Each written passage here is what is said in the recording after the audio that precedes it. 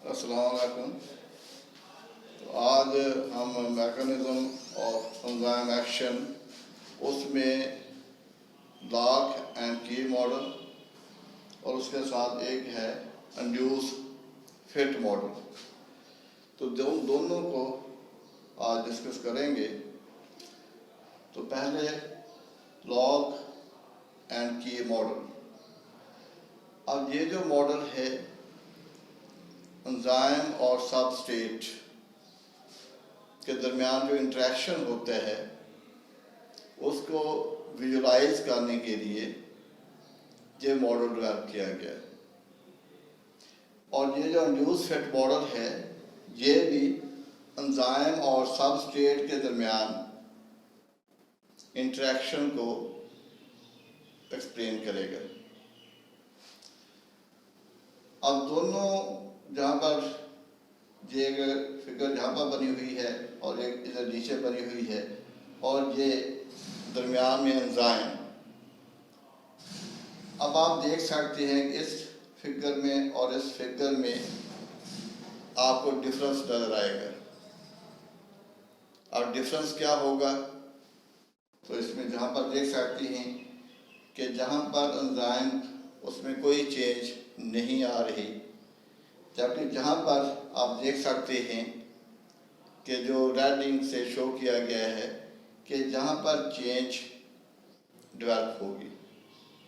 Major difference दोनों में यही है कि एक मॉडल कहता है कि एक्टिव साइट में चेंज नहीं आएगी, जबकि दूसरा मॉडल कहता है कि एंजाइम के स्ट्रक्चर में चेंज आएगी। इधर कहता है कि एंजाइम के स्ट्रक्चर में चेंज नहीं आएगी, इधर कहता है कि एंजाइम के स्ट्रक्चर में चेंज आएगी। तो ये मेन डिफरेंस है दोनों में। अब पहले हम करेंगे लॉक एंड की मॉडल। तो जैसे मैंने पहले आपको बताया था कि ये जो मॉडल है इमल फिशर ने इसको पेश किया 1890 में। तो इस लॉक एंड की मॉडल के मुताबिक हर की के लिए हर लॉक के लिए एक स्पेसिफिक की मौजूद होती है और उस स्पेसिफिक की से लॉक ओपन करेगा। इसी तरह से हर एंजाइम उसके लिए जो सबस्ट्रेट होगा वो मखसूस होगा। तो हर एंजाइम अपने सबस्ट्रेट जो है उसके साथ अटैच होगा। तो इसको कहते हैं लॉक एंड की मॉडल। अब जो लॉक एंड की मॉडल है इसके मुताबिक हर एंजाइम उसका सबस्ट्रेट मखसूस होता है। ये पीछे भी आपने पढ़ा था एक्टिव साइट में कि हर एंजाइम उसका क्या नहीं कि उसकी जो केमिस्ट्री है और उसकी शेप ये मुख्तलिफ होती है। हर एंजाइम का स्ट्रक्चर मुख्तलिफ होगा, उसकी शेप डिफ़र करेगी, जिसकी वजह से हर एंजाइम का जो सबस्ट्रेट है वो भी मखसूस होता है। एंजाइम अपने ही सबस्ट्रेट के साथ रिएक्ट करेगा, किसी दूसरे सबस्ट्रेट उसके साथ रिएक्ट नहीं करेगा। अब ये जो मॉडल है जिसको हम लॉक एंड की मॉडल कहते हैं, इसके मुताबिक कि ये जो एक्टिव साइट है, एक्टिव साइट, तो एक्टिव साइट ये रिजिड होती है। रिजिड का मतलब होता है ये सख्त होती है, तो ये रिजिड होती है और ये एक्ट एज टेम्परेट, तो ये टेम्परेट के तौर पर एक्ट करती है। टेम्परेट ये सांचे को कहा जाता है। जैसे आपने देखा होगा कि ईंटें बनाने के लिए लकड़ी का जो है वो एक बॉक्स इस्तेमाल करते हैं, उसको सांचा टेम्पलेट कहा जाता है। तो ये टेम्पलेट के तौर पर एक्ट करेगी और इसमें नो चेंज,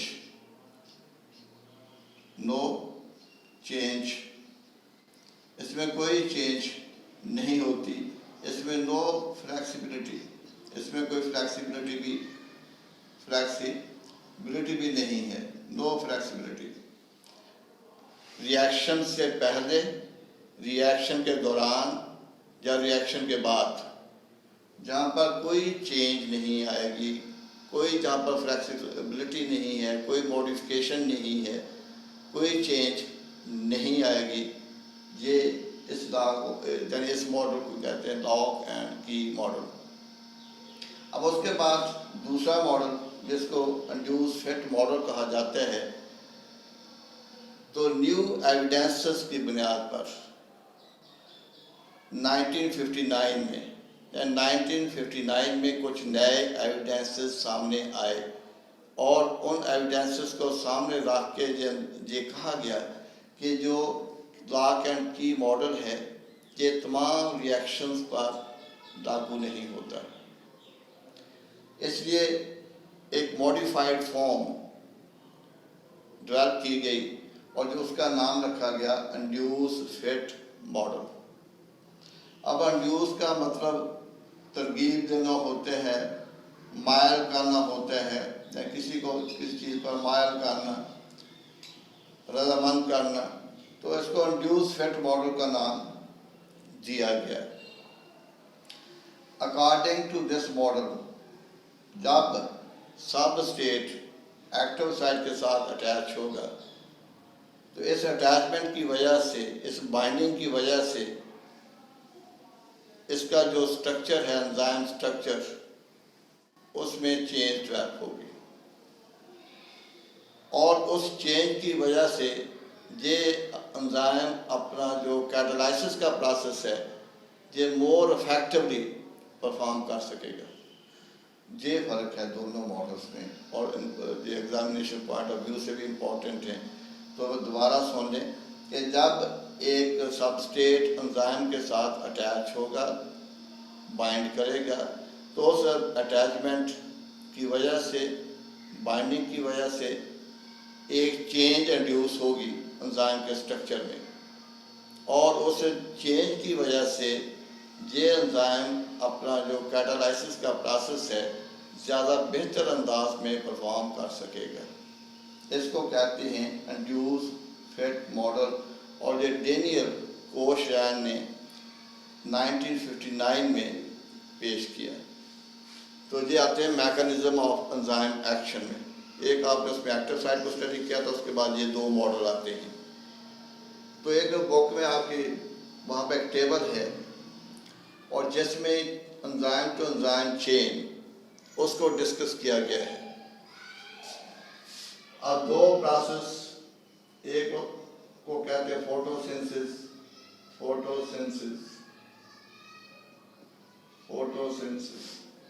अब इसमें आप देखते हैं कि 6 कार्बन डाइऑक्साइड प्लस 6 वाटर, तो ये कंबाइन करते हैं और कंबाइन करके ये जहाँ पर एक कंपाउंड डेवलप करते हैं उस कंपाउंड को C6H12O6 कहा जाता है प्लस 6O2। अब ये रिएक्शन देखने में हमें सिंपल दिखाई दे रहा है और एक रिएक्शन है उसको हम कहते हैं रेस्पिरेशन।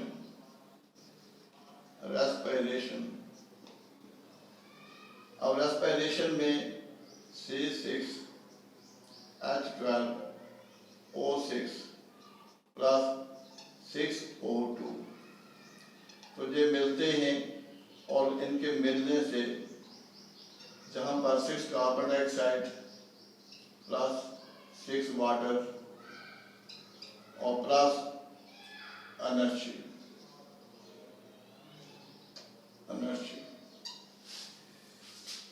इनको मेटाबॉलिक रिएक्शंस कहा जाता है और ये एक मेटाबॉलिक पाथवे है। मेटाबॉलिज्म किसको कहा जाएगा? एक सेल के अंदर जितने भी केमिकल रिएक्शंस होते हैं उसके मजमूए को मेटाबॉलिज्म कहा जाता है।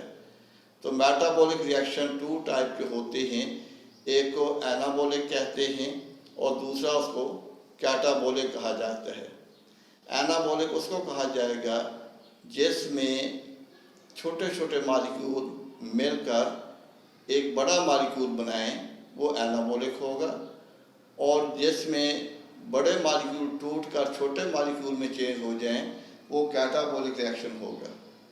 तो फोटोसिंथेसिस का जो प्रोसेस है ये एक एनाबॉलिक प्रोसेस है, जबकि रेस्पिरेशन का प्रोसेस ये एक कैटाबॉलिक प्रोसेस है। अब जहाँ पर आप देखते हैं इक्वेशंस को तो आपको बड़े सिंपल रिएक्शंस जो दिखाई दे रहे हैं, लेकिन ये इतने सिंपल नहीं होते। अब जहाँ पर बहुत से कंपाउंड बनते हैं और एंड प्रोडक्ट C6H12O6 होगा, इसी तरह से जहाँ पर ग्लूकोज की ब्रेकडाउन होगी और जहाँ पर बहुत से कंपाउंड उनकी फॉर्मेशन होगी और उसके बाद ये कार्बन डाइऑक्साइड और वाटर में कन्वर्ट होगा। अब जहाँ पर जितने भी कंपाउंड डेवलप होंगे उनको इंटरमीडिएट सब्सटेंसेस कहा जाता है।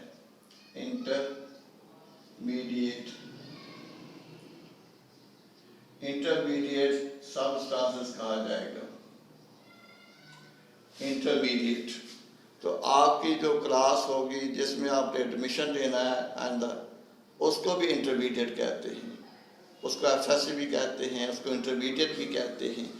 तो इंटरमीडिएट इसलिए कहा जाता है कि मैट्रिक तक सेकेंडरी एजुकेशन है, उसके बाद ये 2 साल इनको इंटरमीडिएट कहा जाता है, उसके बाद फिर डिग्री क्लासेस स्टार्ट हो जाती है।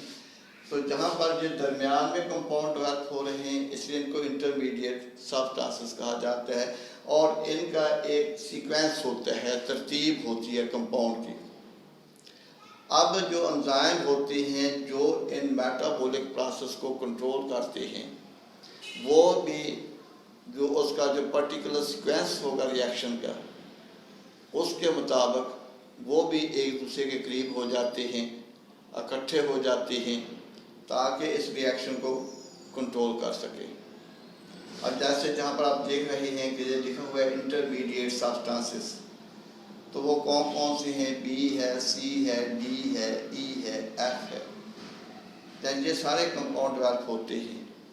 अब जो सक्सेसिव एंजाइम्स जो रिएक्शंस को कंट्रोल करते हैं उनकी भी एक तरतीब होती है, उनकी भी एक सीरीज डेवलप हो जाती है। जहाँ जिस तरह से जहाँ पर सीरीज ऑफ रिएक्शंस होती हैं तो एंजाइम भी सीरीज के लिहाज से, रिएक्शन की तरतीब के लिहाज से अपने आप को तरतीब दे देते हैं। तो सक्सेसिव का मतलब होता है जब के बाद दीगरे, एक के बाद दूसरा। मसलन जैसे पहले जहाँ पर एंजाइम 1 आ रहा है, उसके बाद एंजाइम 2 आ रहा है, फिर एंजाइम 3 आ रहा है, फिर एंजाइम 4 आ रहा है, इसको कहते हैं सक्सेसिव एंजाइम इनको कहा जाएगा। और इनके एक पर्टिकुलर अरेंजमेंट होगी और ये एंजाइम इकट्ठे वर्क करेंगे, और इसमें इनकी अरेंजमेंट इस तरह से हो जाती है कि एक एंजाइम के पास जो सब स्टेट होगा वो अगले एंजाइम के हैंड ओवर होगा। यानी ये एंजाइम 1 जो है ये ए पर एक्ट करेगा। अब ये जो ए है इसको प्रीकर्सर सब्सटेंस कहा जाता है। प्रीकर्सर सब्सटेंस,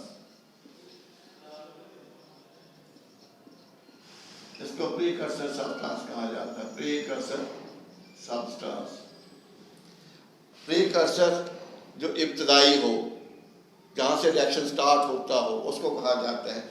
तो ए जो है वो प्रीकर्सर सब्सटेंस होगा, इस पर एंजाइम 1 एक्ट करेगा और उससे आगे जो नया प्रोडक्ट डेवलप होगा वो बी होगा। अब बी जो है वो अगले एंजाइम उसके पास चला जाएगा जो कि एंजाइम 2 होगा, जो कि उसको सी में कन्वर्ट कर देगा। अब जो सी है उससे जो प्रोडक्ट बनेगा वो अगले एंजाइम के पास चला जाएगा जो कि एंजाइम 4 होगा। उसके बाद ये आगे चला जाएगा। इस तरह से enzyme to enzyme chain develop हो जाएगी और जिसमें जो प्रोडक्ट होगा ये एक एंजाइम से दूसरे एंजाइम को हैंड ओवर होगा। अब इसको कहते हैं सक्सेसिव एंजाइम्स, यानी एक के बाद दूसरे एंजाइम का डेवलप होना, इसको कहते हैं सक्सेसिव।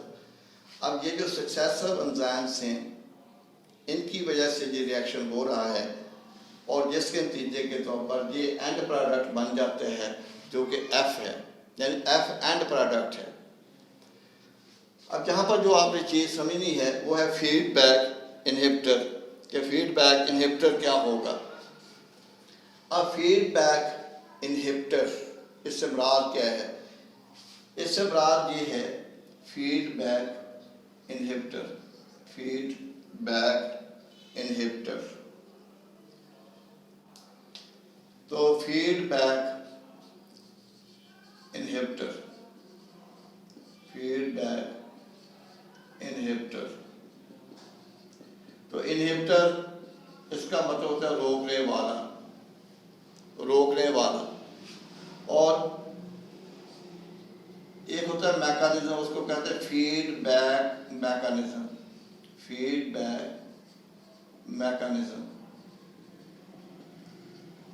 और जो फीडबैक मैकेनिज्म है उसका मतलब ये होते हैं कि जो कंट्रोलिंग मैकेनिज्म होगा, controlling mechanism,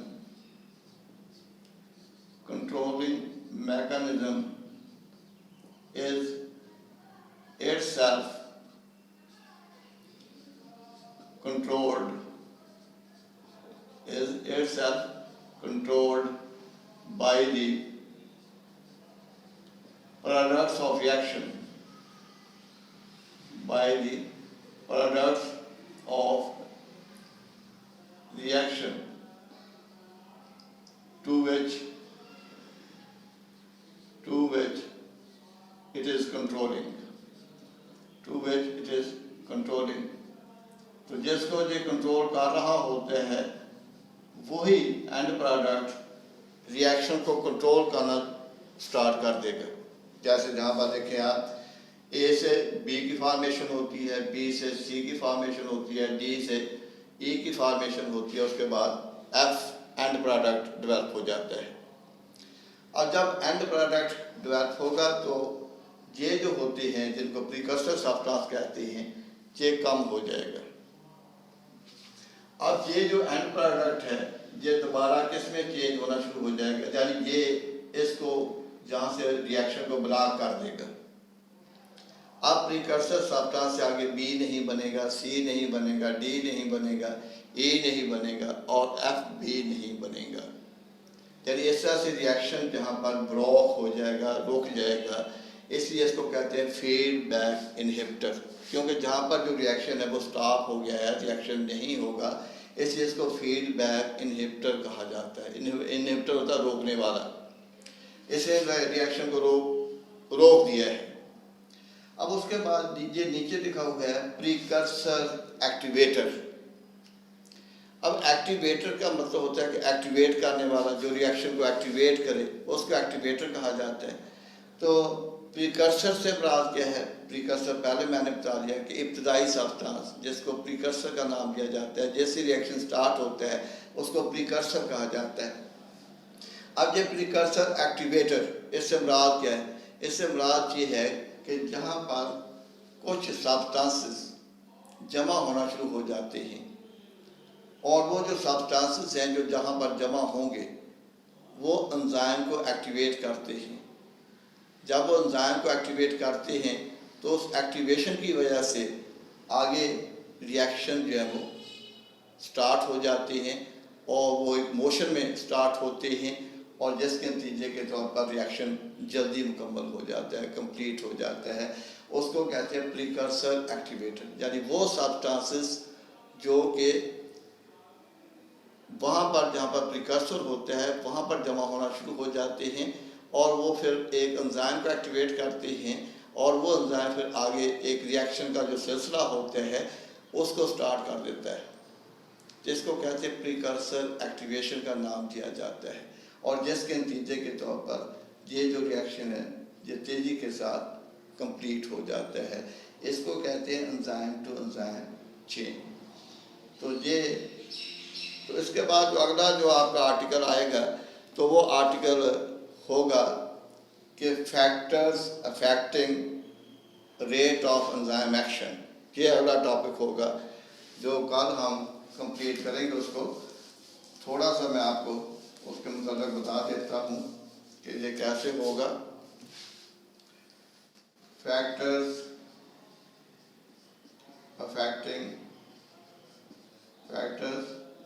affecting rate of enzyme action।